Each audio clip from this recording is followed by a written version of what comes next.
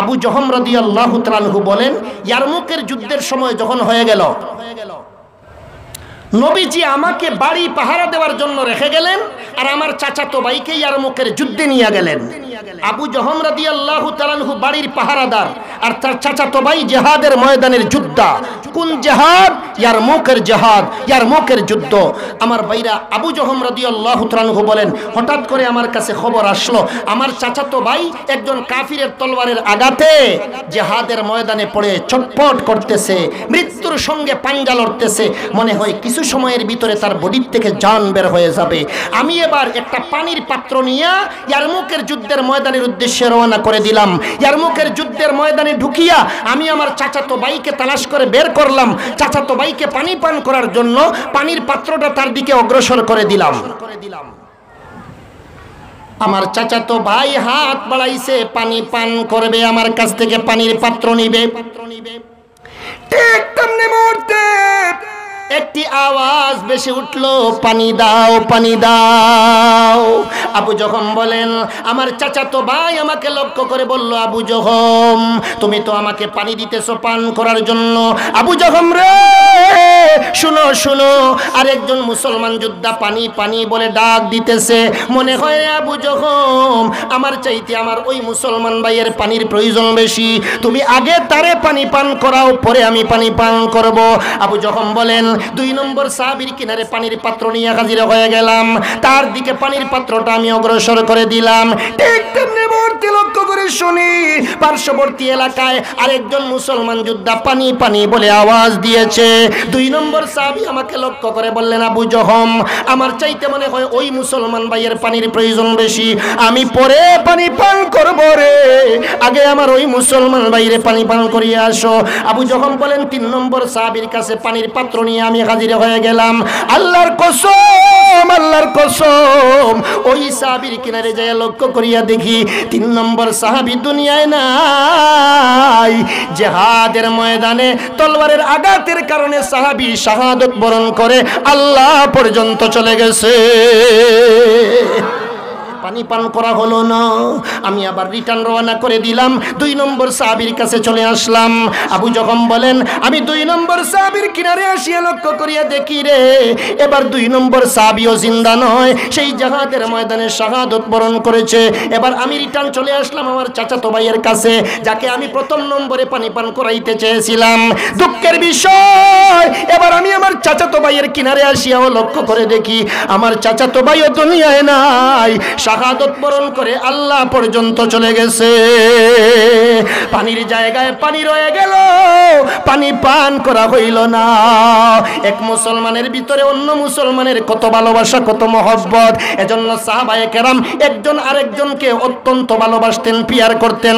ও মুসলমান ভাই ও বেরাদর, লক্ষ্য করে শুনো, আমরা মুসলমান যারা কলিমা পড়ে মুসলমান হয়েছি, একজন মুসলমান অন্য মুসলমানকে বন্ধুর মতো আচরণ করবে, এটাই হইল কোরআনের শিক্ষা, হাদিসের শিক্ষা।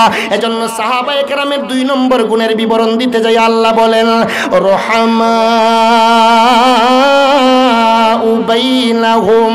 হ্যাঁ দুনিয়ার মানুষ শুনো, আমার নবীর সঙ্গী সাথী সাহাবা যারা, ওদের 2 নম্বরের গুণ এবং বৈশিষ্ট্য হইল ওরা একে অন্যের সঙ্গে, অর্থাৎ একজন সাহাবী অন্য সাহাবীর সঙ্গে, একজন মুসলমান অন্য মুসলমানের সঙ্গে অত্যন্ত দয়ার আচরণ, মায়ার আচরণ, বন্ধুর মতো আচরণ করে। সুবহানাল্লাহ। আমার ভাইরা, এটাও কোরআনের শিক্ষা, এটাও ইসলামের শিক্ষা। মুসলমান কোনোদিন কাফির বেঈমানের সঙ্গে আপোষ করতে পারে না, এটাও কোরআনের শিক্ষা। আর মুসলমান কোনোদিন মুসলমানের সঙ্গে শত্রুতা পোষণ করতে পারে না, বন্ধুর মতো আচরণ করতে হবে, এটাও কোরআনের শিক্ষা। এজন্য আমার ভাই ও বন্ধুরা, আমরা যারা মুসলমান, আমাদের পরস্পরে যদি মিল মহব্বত থাকে, কাফির বেঈমানরা মুসলমানদের উপর চড়াও হতে পারবে না। কিন্তু আজকে লক্ষ্য করলে দেখা যায় মুসলমানদের উপর নির্যাতন, নিপীড়ন। আমার ভাই ও বন্ধুরা, ইসলামের উপর আঘাতের পর আঘাত, নবীজির সম্মান নিয়ে চিনিমিনি, ইসলাম নিয়ে বিরূপ মন্তব্য। আমি আপনাদেরকে লক্ষ্য করে বলতে চাই, মুসলমান যদি এক হয়ে যায়, আজ যদি মুসলমান নারায়ে তাকবীরের স্লোগান দেয়, বাতিল মতবাদ, কাফির বেঈমানদের মতবাদ তছনছ করে দেওয়ার জন্য মুসলমানের নারায়ে তাকবীরের স্লোগানই যথেষ্ট। জোরে কোন ঠিক কিনা? আল্লাহ তাআলা 3 নম্বরে বলেন, তারাহুম রুকআন সুজ্জাদা।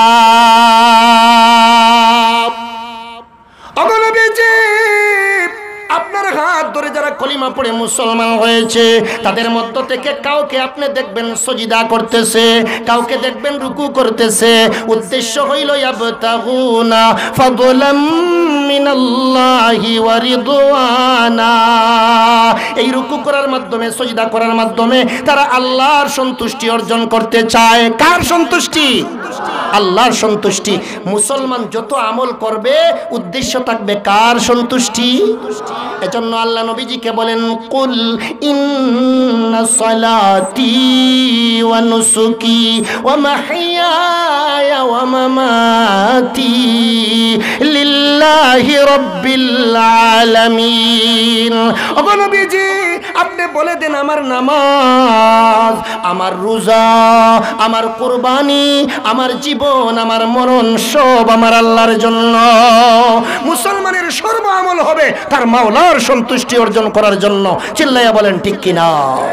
3 নম্বর সাহাবায়ে কেরামের গুণ হইল তারা রুকু করত, সজিদা করত, উদ্দেশ্য থাকতো আল্লাহর সন্তুষ্টি অর্জন করা। এই রুকু করত, সজিদা করত, এর দ্বারা উদ্দেশ্য হইল তারা ফরজ নামাজ তো পড়তই পড়তো, সাথে সাথে যখনই সুযোগ পাইত নফল ইবাদত বন্দেগি, নফল নামাজও আদায় করত। এটা সাহাবায়ে কেরামের আদত ছিল। আমার ভাইরা আমরা তো অবসর সময় যখন পাই দোকানের মধ্যে বইসা, চার দোকানের মধ্যে বইসা গল্প গুজব করে গীবত শেকায়েত করে সময় কাটাইয়া দেই। সাহাবায়ে কেরামের আদত ছিল যখনই তারা সুযোগ পাইত তাসবিহ তাহলিল শুরু করে দিত, নফল নামাজ শুরু করে দিত। এটা সাহাবায়ে কেরামের আদতে শরীফা ছিল। সুবহানাল্লাহ বলেন। আর উদ্দেশ্য থাকতো কি? আল্লাহর সন্তুষ্টি। উদ্দেশ্য থাকতো কি? আল্লাহর সন্তুষ্টি অর্জন করা। এজন্য সাহাবায়ে কেরামের এই গুণাবলীগুলো থাকার কারণে আল্লাহ তাআলা বলতেছেন সীমাহুম ফি ওজুহিহিম মিন আসারিস সুজুদ। অগনবীজি আপনার হাত ধরে যারা কলিমা পড়ে মুসলমান হয়েছে, যাদেরকে সাহাবা বলা হয়, তাদের কপালের মধ্যে কিয়ামতের ময়দানে একটা বিশেষ চিহ্ন থাকবে। সুবহানাল্লাহ। তাদের কপালে একটা বিশেষ চিহ্ন আল্লাহ বসাইয়া দিবে।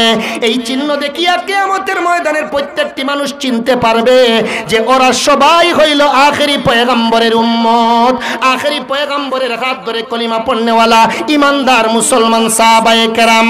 ও ভাই ও বন্ধুরা, সাধারণ মুসলমানের কপালেও সজিদার চিহ্ন থাকবে।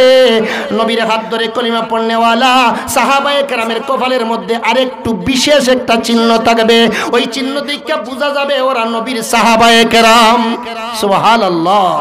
আমার ভাই ও বন্ধুরা, আল্লাহ তাআলা তাদের কপালের মধ্যে আলাদা একটা চিহ্নই বসাইয়া দিবে। এই চিহ্ন প্রমাণ করবে তারা নবীর সাহাবায়ে কেরাম। আর সাধারণ মুসলমান যারা আছে ওরা নামাজ পড়তে কপাল ব্যবহার করে, ঠিক কিনা বলেন? নামাজ পড়তে ওরা কপাল ব্যবহার করে।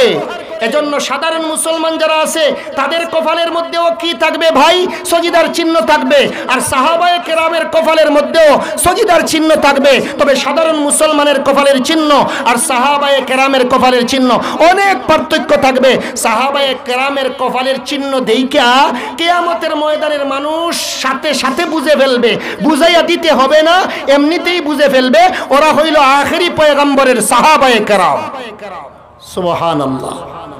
সীমাহুম ফি ওজুহিহিম মিন আসারিস সুজুদ। আল্লাহ বলেন নবীজি গো আপনি তাদের কপালের মধ্যে দেখতে পাবেন সজিদার চিহ্ন, স্পেশাল সজিদার চিহ্ন আল্লাহ তাআলা বসাইয়া দিবে। সাধারণ মুসলমানের কপালেও সজিদার চিহ্ন থাকবে, সাহাবায়ে কেরামের কপালেও সজিদার চিহ্ন থাকবে, কিন্তু সাহাবায়ে কেরামের কপালের চিহ্ন হবে আলাদা এবং স্পেশাল। ও ভাই ও বন্ধুরা, সাহাবায়ে কেরামের যে কয়েকটি গুণাবলী এই আয়াতের মধ্যে বর্ণনা করা হইল, আমরাও সাহাবায়ে কেরামের পথ ধরে এই গুণাবলীর উপর আমল করব। কে কে রাজি আছি? একটু হাত তুলি। মাশাআল্লাহ। আল্লাহ এই হাতগুলারে এই গুণাবলীর উপর আমলের জন্য তুমি কবুল করো। সকলে আমিন।